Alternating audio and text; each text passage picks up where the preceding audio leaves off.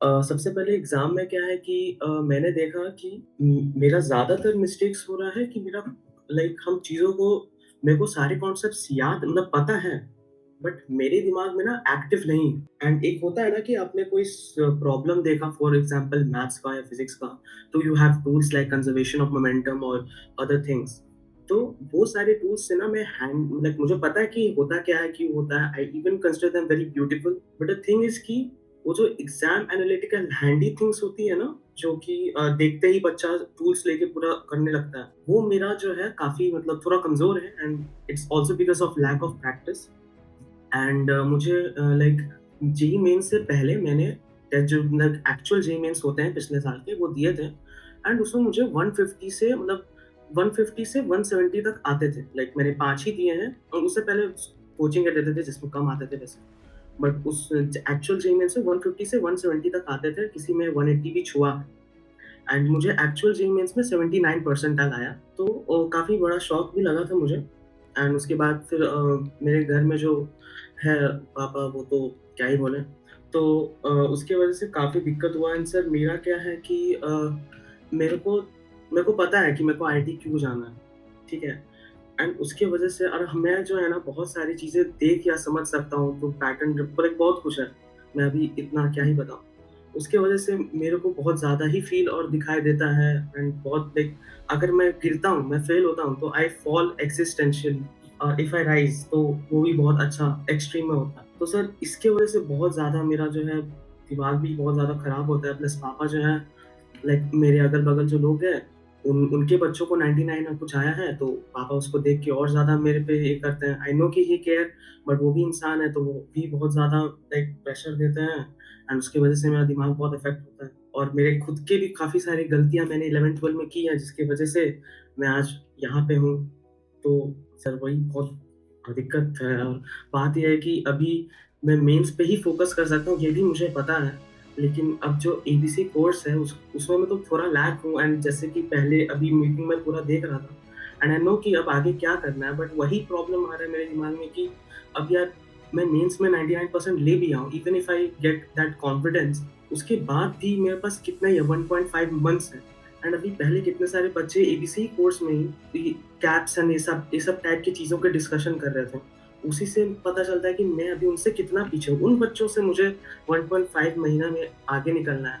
और फिर वो पता नहीं होगा कि नहीं होगा। फिर 1 साल ड्रॉप लूँ या ना लूँ, फिर 1 साल में रह भी पाऊँगा घर में अपने कि नहीं, क्योंकि पापा इज़ वेरी क्या बोलें, तो सर आप समझ सकते हैं क्या मेरा क्या कंडीशन है। जैसे सिद्धार्थ ना, मैं बहुत ही क्लियरली इस बात को बोलता हूँ कि ना, तुम काफ़ी हद तक ना अपने पापा जैसे से ही हो। जैसे तुम्हारे पापा है ना, ही इज़ वेरी रूथलेस कि है ना, मेरा बच्चा बहुत ही अच्छा होना चाहिए, फोड़ू होना चाहिए और दूसरे लोगों से आगे होना चाहिए। एक्चुअली तुम भी ऐसे ही, तुम भी ये चाहते हो कि ना, हर किसी से कंपैरिज़न कर रहे हो अपना, हर किसी से बेटर होना चाह रहे हो, है ना? हर किसी से अच्छा होना चाह रहे हो। तो मुझे ऐसी फीलिंग आई कि ना, you are not that different from your father. ना, तुम भी काफ़ी हद तक है ना, जैसे पापा की अनरियलिस्टिक एक्सपेक्टेशंस तुमसे ना, एग्ज़ैक्टली तुम्हारी भी खुद से उतनी ही अनरियलिस्टिक एक्सपेक्टेशंस हैं। तो आप दोनों ही गलत हो, है ना? मैं बहुत ही स्ट्रांगली 2-3 बातें बोलूँगा, आराम से सुनना, समझना एंड हो सके तो उसको फॉलो भी करने की कोशिश करना।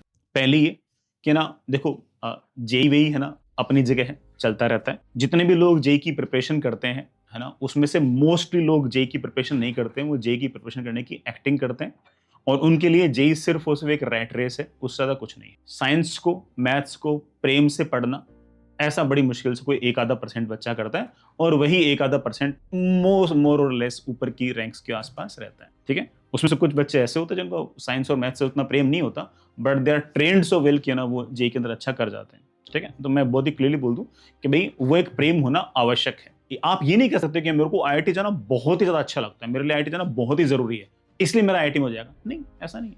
ये कोई क्वालिटी थोड़ी हुई कि मेरे को आईआईटी बड़ा पसंद है, तो ये बिल्कुल भूल जाओ कि हाँ भाई आईआईटी मेरे को बहुत पसंद है इसलिए मेरे को आईआईटी जाना चाहिए, है ना? ऐसा नहीं।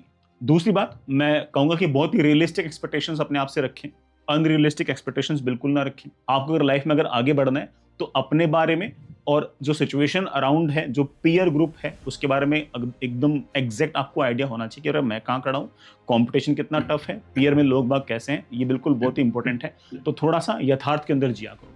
तीसरी बात, आपका कंपैरिजन किसी से नहीं है। आप पता नहीं क्यों है ना, जबरदस्ती किसी 99 परसेंटाइल वाले बच्चे से अपना कंपैरिजन कर रहे हो। आप उससे 50 चीज़ों के अंदर और अच्छे हो सकते हो। हो सकता है कोई ना कोई और बच्चा ना आपको देख के बोलता हो कि यार काश मैं इस चीज़ में सिद्धार्थ जैसा होता। कोई ना कोई 99 परसेंटाइल वाला बच्चा भी किसी न किसी चीज़ के अंदर बोल सकता है कि यार काश मैं सिद्धार्थ जैसा होता। So everyone is unique, everyone is different. आप ये कंपैरिज़न करके ही अपने साथ अन्याय कर रहे हो, ठीक है? और मैं इवन अगर ये वाली बात आपके पापा को भी बोल रहा हूँ, उनको भी सुना देना सर ने ऐसा बोला है, ठीक है? हर बच्चा अपने आप में यूनिक है, हर बच्चा अपनी जगह सही है, हर बच्चा अपने हिसाब से कुछ न कुछ कर ही लेगा, ऐसे किसी को दूसरे से कंपैरिज़न उसका बनता ही नहीं है। तीसरी बात, अगर मान लो कि तुम्हें इस साल अच्छा करना है या ड्रॉप करके अच्छा करना है, तो सबसे पहले ये सोचो कि जो सब्जेक्ट तुम पढ़ रहे हो, सब्जेक्ट पढ़ने में तुम्हारा मन लगता है या नहीं लगता। आईआईटी जाना है, आईआईटी जाए बिना मेरा कुछ नहीं होगा, ये मैटर नहीं करता। ये कोई क्वालिटी थोड़ी है।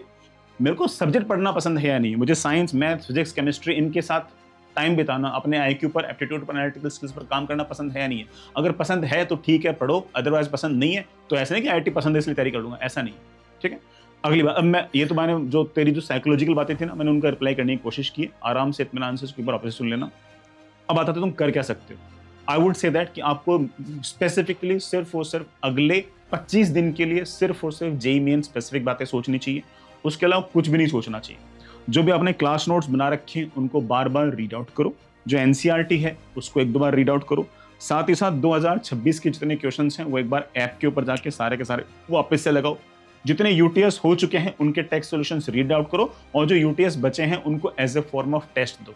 इन सब सारे के सारे कामों के अंदर you will be of course full time busy. सिर्फ और सिर्फ ये वाला काम करो, और उस जब भी तुम्हें एडवांस के बारे में अगर सोचना हो तो जिस दिन जेईई मेन का एग्जाम खत्म हो जाए, लेट्स से कि 8 अप्रैल को 5:30 पर तुम फ्री हो गए, तो 8 अप्रैल को 5:30 के बाद ही सोचना कि एडवांस का कोई एग्जाम है। उससे पहले एडवांस का कोई एग्जाम है ही नहीं, सिर्फ और सिर्फ जेईई मेन का जो सेकंड अटेम्प्ट है वही एग्जाम है, और कोई एग्जाम है ही नहीं। इतना सोचना है। और एक्सपेक्टेशन, अगर तुम खुश रहना चाहते हो ना तो अपने एफर्ट्स को तो कर दो ऐसे, और अपनी एक्सपेक्टेशंस को कर लो ऐसे, बिल्कुल खुश रहोगे। तुमने अभी कर रखा है एग्जैक्टली इसका उल्टा। तो थोड़ा सा और खुद भी इंट्रोस्पेक्ट करो, थोड़ा और खुश रहा करो, मस्त रहा करो, स्वास्थ्य पे ध्यान दिया करो, चिल आउट रहा करो।